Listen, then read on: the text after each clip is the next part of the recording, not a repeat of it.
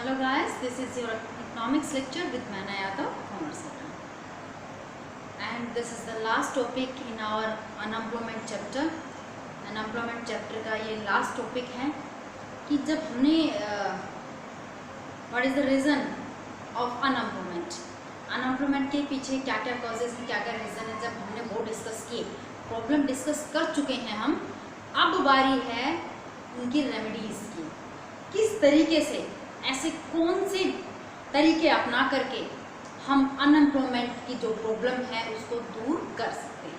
That means that the remedies regarding unemployment. Clear हो गया? Unemployment को दूर करने की रेमेडीज, प्रॉब्लम को सोल्व करने के. चलिए देखते हैं. जो फर्स्ट पॉइंट है वो है encouragement of small scale industries. Encouragement of small scale industries का मतलब है जो हमारी छोटी छोटी इंडस्ट्रीज हैं, जो स्मॉल स्केल इंडस्ट्रीज हैं, उनको एक बिग पुश करना. दैट मीन्स उनको इनक्रेज करना कि वो ज़्यादा से ज़्यादा प्रोडक्ट को प्रोड्यूस करें. छोटी छोटी इंडस्ट्रीज़ हैं, जैसे कि जो रूरल एरिया के अंदर जो छोटी छोटी इंडस्ट्रीज़ हैं. हमने एग्जांपल आपको उस टाइम पे बताया था लास्ट वीडियो के अंदर कि बिग इंडस्ट्री के सामने. क्यों? क्योंकि big industry capital incentive technique use करती है, जिससे उसकी प्रोडक्ट की कॉस्ट कम आती है. बट जो स्मॉल स्केल इंडस्ट्रीज़ हैं वो कैपिटल इंसेंटिव टेक्निक यूज़ नहीं कर पाती हैं और वो लेबर इंसेंटिव टेक्निक यूज़ करती हैं. लेबर इंसेंटिव टेक्निक, ठीक है, जिसकी वजह से उनकी कॉस्ट क्या होती है, ज़्यादा पड़ती है प्रोडक्ट की. ज़्यादा कॉस्ट की वजह से उनके प्रोडक्ट को कोई परचेज कम करते हैं in comparison of big industries. तो जो छोटे छोटे इंडस्ट्रीज़ हैं जो हैंडक्राफ्ट मटेरियल बनाती हैं एक तरीके से, ठीक है, तो उनको ज़्यादा से ज़्यादा इंक्रीज करना चाहिए, उनको प्रमोट करना चाहिए, उनके ज़्यादा से ज़्यादा प्रोडक्ट को परचेज करना चाहिए. ठीक है, ताकि रूरल एरिया के अंदर जो स्मॉल स्केल इंडस्ट्रीज़ हैं, रूरल एरिया के अंदर जो स्मॉल स्केल इंडस्ट्रीज एस्टेब्लिश हुई हैं, ताकि वो बंद ना हो, वो क्लोज ना हो, उनका काम चलता रहे और उनके अंदर जो रूरल एरिया के जो पर्सनस हैं उनको भी रोजगार मिल सके. समझ में आ रही बात? समझ गए होंगे फर्स्ट पॉइंट. सेकेंड पॉइंट देखिएगा, कंट्रोल ओवर पॉपुलेशन. अब देखिएगा इस वाले पॉइंट का तो कहना ही क्या है. You know very well that, सब जानते हैं इस पॉइंट का कि जो पॉपुलेशन है इंडिया के अंदर, जो पॉपुलेशन है, अगर वो कंट्रोल हो जाए तो वो बहुत सारी बीमारियों की दवाई है. कहने का मतलब ये है, ठीक है. अगर पॉपुलेशन कम हो जाती है तो अनएम्प्लॉयमेंट भी क्या हो जाएगी, कम हो जाएगी, बेरोजगारी भी कम हो जाएगी. कैसे कम हो जाएगी तो ये तो बताने की ज़रूरत ही नहीं है, क्योंकि पॉपुलेशन जितनी ज़्यादा ग्रो करती है उतनी ज़्यादा एम्प्लॉयमेंट अपॉर्चुनिटी नहीं बढ़ पाती है, क्योंकि पॉपुलेशन कंटिन्यू इंक्रीज होती जा रही है. आज 1000 के ऊपर ओनली 100 जॉब है. ठीक है, तो कंडीशन क्या है, क्योंकि पॉपुलेशन बहुत ज़्यादा है और जॉब अपॉर्चुनिटी बहुत कम है. समझ में आई बात? और अगर ये पॉपुलेशन कंट्रोल में आ जाती है, अगर ये पॉपुलेशन कंट्रोल आ जाती है तो धीरे धीरे अनएम्प्लॉयमेंट भी खत्म हो जाएगा. दैट मीन जो पॉपुलेशन वाला पॉइंट है, मैंने आपको अभी भी बताया कि ये बहुत सारी बीमारियों की दवाई है. ठीक है, अगर ये कंट्रोल हो जाए तो बहुत सारी बीमारियां ठीक हो सकती हैं. समझ में आई बात? चलिए नेक्स्ट पॉइंट के ऊपर मूव करते हैं. सीधे सिंपल से पॉइंट है, जहां हमने प्रॉब्लम पढ़ी है उनको इम्प्रूव कर दो, सुधार करना है ना. उनमें जो प्रॉब्लम हमने पढ़ी थी अनएम्प्लॉयमेंट से रिलेटेड, उनमें क्या करना है, सुधार करना है. अगली प्रॉब्लम देखिएगा, help to self employed person. Self employed person that means जो कि हायर वर्कर के अंदर नहीं आता है, मतलब खुद का बिजनेस, अपने खुद का बिजनेस, ओन बिजनेस, जिसने ओन बिजनेस एस्टेब्लिश किया है. ठीक है, मतलब ऐसा नहीं है कि आप किसी के अंडर काम करो, हायर वर्कर बन करके या रेगुलर वर्कर बन करके काम नहीं करना. हमने खुद का बिजनेस एस्टेब्लिश करना है. किसके कंपैरिजन? किसी पर्सन के अंडर काम करने के बजाय. अगर हम किसी पर्सन के अंडर काम करने के बजाय अगर हम खुद का बिजनेस स्टार्ट करें तो हमें रोजगार के लिए भागना नहीं पड़ेगा, हमें काम के लिए भागना नहीं पड़ेगा, बल्कि हम खुद काम प्रोवाइड करेंगे. समझ में आ रही बात? बल्कि हम खुद काम प्रोवाइड करेंगे लोगों को. अगर हम खुद का बिजनेस एस्टेब्लिश कर लेते हैं तो उस ओन बिजनेस में हमें क्या चाहिए होंगे, वर्कर. तो अब हमें किसी कंपनी में वर्कर बनने के लिए भागना नहीं पड़ेगा, बल्कि वर्कर्स को हम अपनी कंपनी में, चाहे अपनी कंपनी हो, छोटी फर्म हो, हम उसके अंदर वर्कर्स को काम देंगे, हम लोगों को रोजगार देंगे, काम देंगे, ना कि किसी के अंडर काम करेंगे। समझ में आ रही बात। और जब लोगों को हम काम देंगे, छोटा सा बिजनेस हमने स्टार्ट किया तो अगर उसमें हमने 15 बंदों को भी काम दिया तो कम से कम 15 बंदों को तो काम मिला या नहीं मिला। और अगर हम ओन बिजनेस का प्लान कैंसिल कर देते सेल्फ एम्प्लॉयड का और हम किसी बड़ी इंडस्ट्री में काम करते वहाँ एज ए वर्कर बन करके, तो क्या उन 15% को काम मिलता? नहीं मिलता। समझ में आ रही बात। तो जो सेल्फ एम्प्लॉयड पर्सन है उनकी हेल्प करनी चाहिए, गवर्नमेंट को भी उनकी हेल्प करनी चाहिए ताकि वो ज़्यादा से ज़्यादा प्रोडक्शन कर सके और उनका बिजनेस शट डाउन ना हो, क्लोज ना हो और वो लोगों को भी रोजगार दे पाए। समझ में आ रही बात। चलिए ठीक है, अगला हम देखते हैं educational reforms. Educational reforms, change in educational sector, that means जो एजुकेशन से रिलेटेड जो रिफॉर्म्स बनाए गए हैं, जो प्लानिंग की गई है, अगर उनमें थोड़ा चेंज कर दिया जाए। हमने आपको बताया था कि हमारा जो एजुकेशन सिस्टम है वो 50-70 ईयर पुराना है, 70 ईयर से भी पुराना है। अगर उसमें हम थोड़ा सा चेंजेस कर दें, किस तरीके का चेंजेस करें कि लोगों को हम वोकेशनल एजुकेशन अगर हम प्रोवाइड करें, मतलब बिजनेस सेटअप करने के लिए। ऐसा नहीं है कि किसी के अंडर वर्कर बनने के लिए आप उसको एजुकेशन दो ना, ऐसी एजुकेशन प्रोवाइड करो जिससे वो अपना खुद का बिजनेस एस्टेब्लिश कर सके, प्रैक्टिकली नॉलेज उसको मिल सके और खुद का बिजनेस एस्टेब्लिश करने के बाद में वो लोगों को काम दे सके। समझ में आ रही बात। ठीक है, तो जो हमारा एजुकेशनल रिफॉर्म्स है, एजुकेशन जो सिस्टम है उसमें थोड़ा चेंजेस होना चाहिए।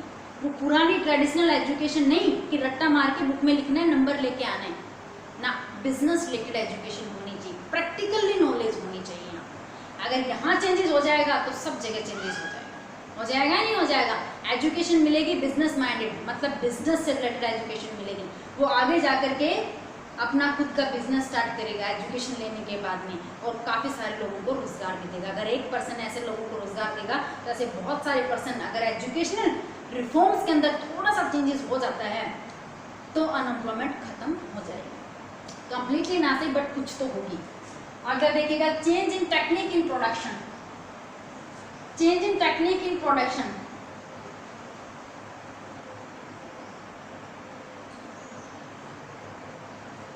दो तरह की टेक्निक यूज होती हैं, एक लेबर इंसेंटिव टेक्निक, एक कैपिटल इंसेंटिव टेक्निक। हम पुरानी टेक्निक से काम ना करके आज की नई जनरेशन के हिसाब से न्यू टेक्नोलॉजी को अडॉप्ट करके अगर हम कैपिटल इंसेंटिव टेक्निक को अडॉप्ट करते हैं, capital incentive technique that means नई मशीनें खरीद के और उनसे अगर हम प्रोडक्ट बनाते हैं तो क्या होगा, प्रोडक्ट की कॉस्ट कम होगी, ऑब्वियसली बात है। तो ज़्यादा से ज़्यादा हम सेल कर सकते हैं ना उसको, मैक्सिमम प्रॉफिट के ऊपर, एग्जिस्टिंग प्राइस के ऊपर ज़्यादा से ज़्यादा हम प्रोडक्ट को सेल कर सकते हैं इंडस्ट्रीज। समझ में आए बात। और कंज्यूमर के लिए भी अच्छा रहेगा क्योंकि उसके प्राइसेस कम होंगे।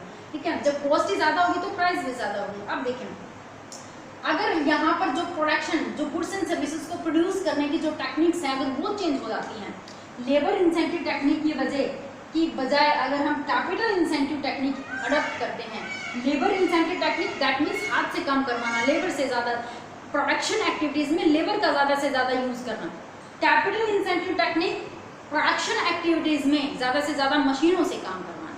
समझ में आ रही बात। तो नई टेक्नोलॉजी के साथ नई टेक्नोलॉजी को अडॉप्ट करके, नई टेक्नोलॉजी के साथ कदम से कदम मिला करके अगर हम प्रोडक्ट को प्रोड्यूस करेंगे तो उसकी कॉस्ट कम आएगी ना, कम आएगी, डेफिनेटली कम आएगी। ठीक है, इससे भी क्या होगा कि टेक्निक से लोगों में क्या होगा, रोजगार, नई टेक्नोलॉजीज। ठीक है, मशीनें अडॉप्ट कीजिए, लेबर को लगाइए ताकि वो काम करें और सीखें वहाँ से अच्छे तरीके से। समझ में, लोगों का रोजगार नहीं छीनना हमने यहाँ से, लोगों को रोजगार देना है। नई टेक्नोलॉजी, अगर आप पुरानी टेक्नोलॉजी से ही काम करते रहोगे तो हो सकता है कि आपका बिजनेस बंद भी हो जाए। बिजनेस बंद होगा तो कितने लोग बेरोजगार होंगे या नहीं होंगे।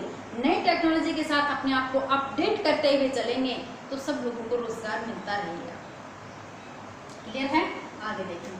Improve to employment programmes in plans. ठीक है, जो हमारे 5 ईयर जो प्लान्स आते हैं, 5 ईयर प्लान्स, उन प्लान्स के अंदर एम्प्लॉयमेंट को इम्प्रूव करने के प्लान्स भी आते हैं। कि रोजगार को कैसे बढ़ाया जाए, ठीक है। तो उन एम्प्लॉयमेंट प्रोग्राम्स में भी थोड़ा चेंज किया जाए ताकि लोगों के अंदर ज़्यादा से ज़्यादा रोजगार मिल सके, ठीक है। नेक्स्ट पॉइंट देखिएगा कि high rate of capital formation. High rate of capital formation का मतलब होता है अगर लोगों के पास पैसा पड़ा है तो क्या करते हैं, सेविंग में डालते हैं। अगर मेरे पास कुछ पैसा पड़ा है तो मैं क्या करूंगी, मतलब उस पैसे को दबाओ मत, सेव करके मत रखो अपने पास, या तो उसको बैंक में डिपॉजिट कराओ ताकि वो उसको अनदर कोई पर्सन यूज कर सके, सरकार उसको यूज कर सके और आपको रिटर्न भी मिल सके। आप बैंक में पैसा क्यों डिपॉजिट कराओगे, ताकि आपको एक बेटर रिटर्न मिल सके, ठीक है। मतलब पैसे के साथ पैसा जोड़ो, खत्म मत करो। कहने का मतलब ये है कैपिटल फॉर्मेशन, कैपिटल को बढ़ाओ, कैपिटल को इंक्रीज करो, ठीक है। जो कैपिटल इंक्रीज कैसे होगी, जब पैसे के साथ पैसा लगेगा। कैसे, दैट मीन्स उस पैसे को, अगर आपके पास पैसा है तो उस पैसे को सेविंग में मत डालो, ठीक है, दबा के मत रखो, उसको कहाँ ले जाओ,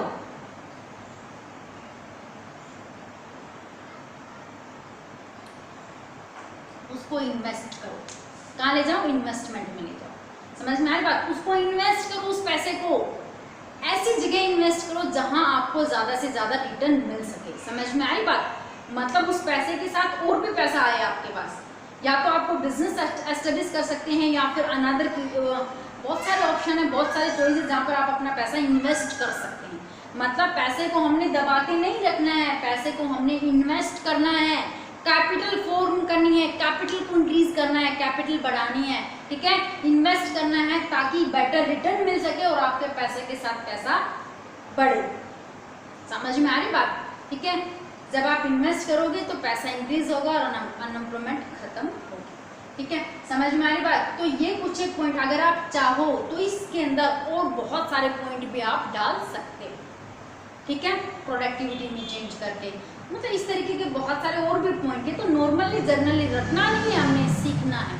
नॉर्मली पॉइंट बताए मैंने जो कि नए नहीं है आप लोगों के लिए, जो प्रॉब्लम थी उनका हमने सीधा सीधा क्या कर दिया, सुधार कर दिया, इम्प्रूव कर दिया उनको, और क्या किया हमने यहाँ पे, ठीक है। अनएम्प्लॉयमेंट, बेरोजगारी को दूर करने के उपाय दिमाग में सोच के ही आ जाते हैं, हमने क्या क्या लिखना है, रखना नहीं है, समझना है, ठीक है। आप चाहो तो और भी पॉइंट इसमें इंक्रीज कर सकते हो, ठीक है। तो गाइज ये था आपका चैप्टर अनएम्प्लॉयमेंट वाला, काफ़ी लंबा चैप्टर था आपका, ठीक है। तो आज के लिए इतना ही। आई होप आप लोगों को अच्छे से समझ में आया होगा। आज के लिए इतना ही, कल मिलते हैं अनदर वीडियो के साथ में, तब तक के लिए थैंक यू।